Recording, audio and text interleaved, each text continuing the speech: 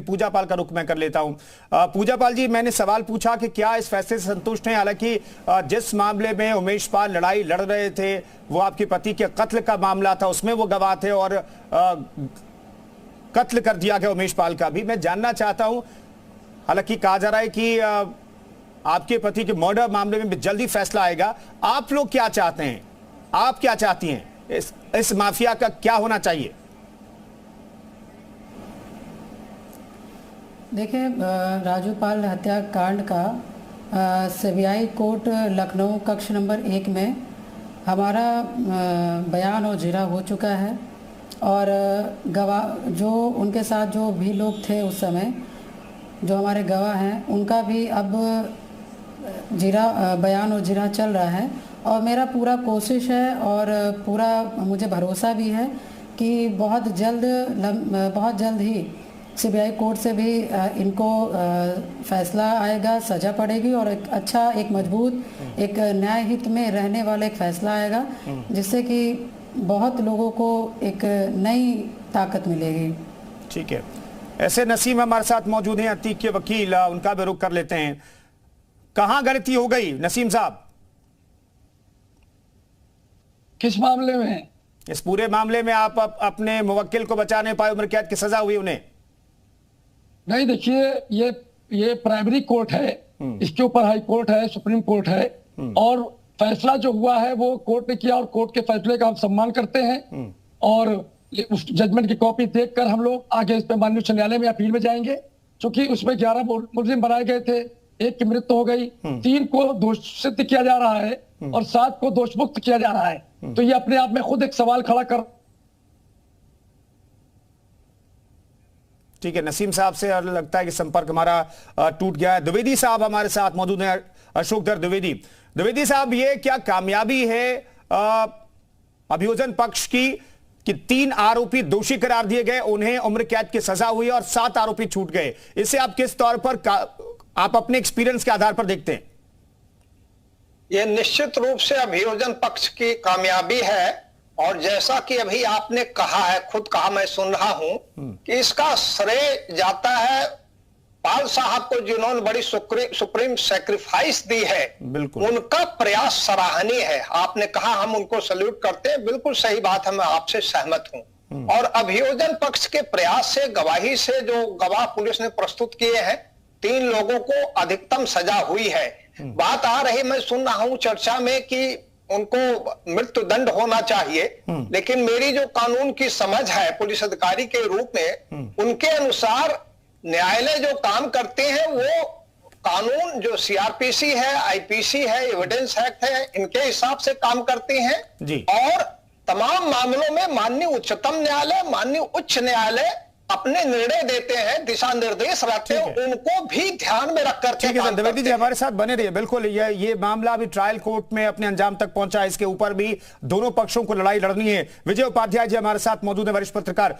Upadhyay sir, हमारे दर्शकों को बताइए, मैं ये बार बार सवाल पूछ रहा हूं और इस सवाल का जवाब मिलना चाहिए, क्योंकि आम आदमी पूछता है 17 साल हो गए एक मामले, अपहरण के मामले में फैसला आने में, और 44 साल हो गया एक माफिया को, जिससे के बारे में उत्तर प्रदेश का हर एक बंदा जानता है। मैं कहूं कि पूरे भारत का व्यक्ति जानता है कि इस माफिया का मोडस ऑपरेंडी क्या रहा है, लेकिन फिर भी इसे इसके अंजाम तक पहुंचाने में इतने साल क्यों लग गए? देखिए, सिस्टम वही रहता है, लेकिन जब पॉलिटिकल लीडरशिप यानी कि रूल करने वाली पार्टी, उसका जो मुख्यमंत्री होता है, उसका विजन बहुत इंपॉर्टेंट होता है। अगर वो अपराधियों को संरक्षण देने के मूड में है तो अपराधी संरक्षित होते हैं, पुलिस विभाग उस पर कार्रवाई नहीं कर पाता, चार्जशीट हल्की कर दी जाती है, उसे कोशिश ये होती है कि मुकदमा वापस ले ले जो पीड़ित है, इतना उसे पुलिस भी धमकाती है। हम लोगों ने खुद अपनी आंखों से देखा है पिछले 30 सालों में उत्तर प्रदेश में क्या क्या हुआ है। बहुत सी ऐसी चीजें हैं जो पुलिस महकमा और प्रशासन सरकार के दबाव में करते हैं और जिसका पूरा लाभ माफिया लेता है या कोई क्रिमिनल लेता है।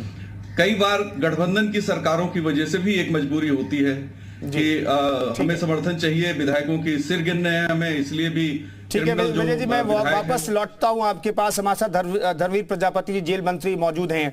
धर्मवीर जी, आप ये जानना चाहिए क्या मैसेज है ऐसे माफिया के खिलाफ, और हमारे साथ अशोकधर द्विवेदी है, उनसे चर्चा लगातार चल रही है। सरकार की तरफ से सीधे तौर पर कुछ कहा जाए, मैसेजिंग सरकार की तरफ से क्लियर होती है कि किस तरीके से पुलिस को काम करना है, और मुख्यमंत्री अगर सदन के अंदर खड़े होकर ये कहते हैं कि माफिया को मिट्टी में मिला देंगे, तो ये अपने आप में मैसेजिंग बहुत सख्त है क्या सरकार की तरफ से? देखिए निश्चित रूप से उत्तर प्रदेश की जनता को माननीय मुख्यमंत्री जी ने जिस तरह से अपराध से मुक्त करने का निर्णय शुरू से लेकर के माननीय मुख्यमंत्री चले हैं, और उस पे ये एक और कदम आगे है। और सही बात है कि प्रयागराज और पूर्वांचल बुंदेलखंड क्षेत्र में और बड़ा आतंक इनका रहा है, और उत्तर प्रदेश की जनता ने बहुत झेला है, और निर्णय स्वागत के योग्य है। बहुत समय लगा हालांकि निर्णय आने में, लेकिन फिर भी स्वागत के योग्य है। और मैं कह सकता हूं ये बात सही है कि दृढ़ इच्छा शक्ति के ऊपर निर्णय होता है, और माननीय मुख्यमंत्री जी हमारे कभी भी जनहित में निर्णय लेने में कभी संकोच नहीं करते और देर नहीं करते, उसका परिणाम भी है। ठीक है, ठीक है धर्मवीर जी, बहुत बहुत धन्यवाद आपका उत्तर प्रदेश उत्तराखंड से बातचीत करने के लिए। हम विशाल का रुख कर लेते हैं जल्दी से। विशाल, आप जल्दी से बता दीजिए, दरअसल अब ये तय हो गया है कि माफिया अतीक अहमद को फिर से साबरमती जेल ले जाया जाएगा, क्या तैयारी वहां पर, कब ले जाया जाएगा?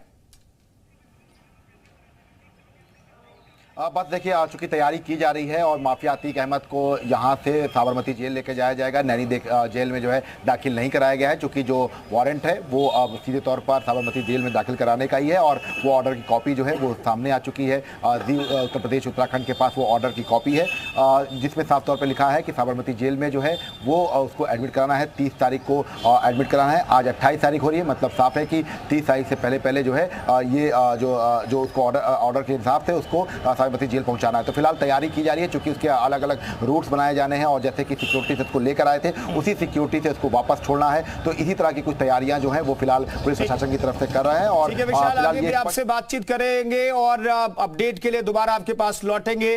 तमाम मेहमान हमारे साथ बने हुए। बड़ी खबर यह है कि जिस माफिया को आप सलाखों के पीछे देख रहे हैं, ताउम्र सलाखों के पीछे रहेगा। एक मामले में उसे उम्र कैद की सजा हुई है। हम रुक रहे एक छोटे से ब्रेक के लिए। इस खबर पर हमारी नजर लगातार बनी हुई है। तमाम मेहमान हमारे साथ बने हुए हैं।